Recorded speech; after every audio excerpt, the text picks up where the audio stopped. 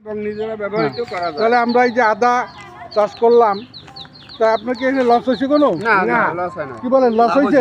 লাভ হয়েছে। তা আমরা কতটুকু আদা লাগাইছি? 50 গ্রাম 50 গ্রাম হবে না, হবে না 25-30 গ্রাম। 25 গ্রাম। হ্যাঁ, 25-30 গ্রাম আদা আমরা এখানে লাগাইছি।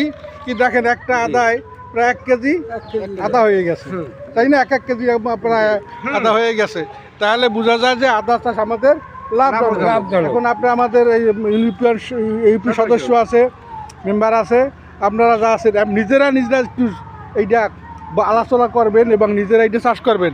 আর চাষ পদ্ধতি কি এইটা আমার কাছে জানিয়ে নেবেন, এর কাছে নিতে পারেন। এই যে বস্তা আমরা কি করছি, অর্ধেক বস্তায় 10 থেকে 12 কেজি মাটি দিছি, কিছু গোবর সার দিছি, কিছু বালি দিছি, হ্যাঁ।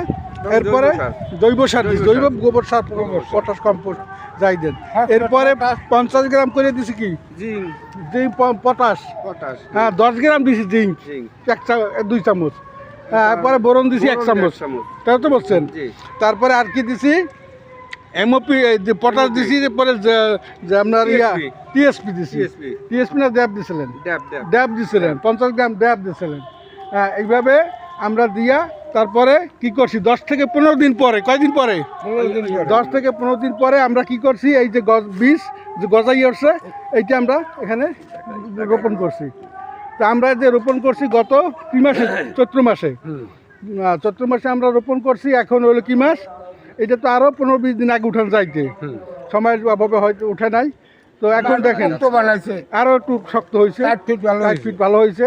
তো দেখেন আমরা যে এই যে চেষ্টা করি, তাহলে কিন্তু অনেক কিছুই করা সম্ভব। ঠিক আছে, হ্যাঁ, দেশি আদা আমাদের। তাহলে এভাবে আমরা কিন্তু আদা চাষ করলে আমাদের লাভজনক হবে নাকি? আচ্ছা, সকালে তাহলে ধন্যবাদ। সকালে চেষ্টা করবেন তো আদা লাগাইবেন ইনশাআল্লাহ। ভাই লাগাবেন তো, সবাই আদা লাগাইবেন, ঠিক আছে? আচ্ছা, ধন্যবাদ।